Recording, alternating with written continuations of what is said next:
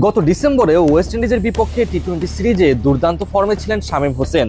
Bat হাতে 360 degree shot খেলে রীতিমতো তাণ্ডব চালিয়েছিলেন তিনি। বিপিএলও দুর্দান্ত পারফর্ম করেছিলেন। আসন্ন টি-20 সিরিজেও জাতীয় দলে শামীমকে দেখা যাবে বলে আশা করা হচ্ছে। তবে এত কিছুর মাঝেও অবাক করার মতো বিষয়, কেন্দ্রীয় চুক্তিতে নেই শামীমের নাম।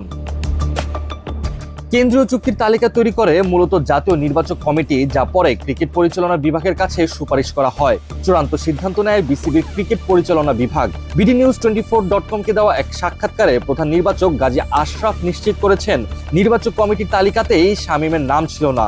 এই বিষয়ে তিনি বলেছেন, শামীম ভাবনায় থাকলে তো অবশ্যই আসতো। আরো কিছু নাম বাদ পড়েছে যারা আগে ছিল কিন্তু পারফর্ম করতে পারেনি। তবে সামনে সবার জন্যই দরজা খোলা থাকবে।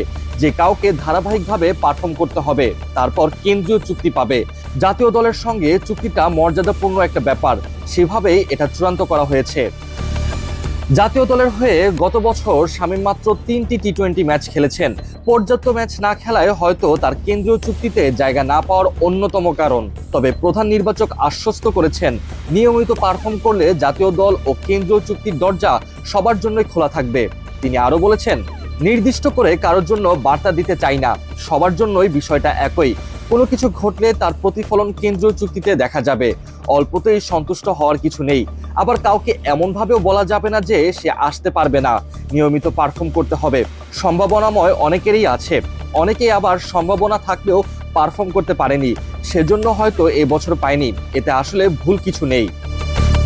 তবে শামীম বা তার মতো খেলোয়াড়রা কেন্দ্রীয় চুক্তিতে না থাকলেও আছে আরেকটা সুবিধা।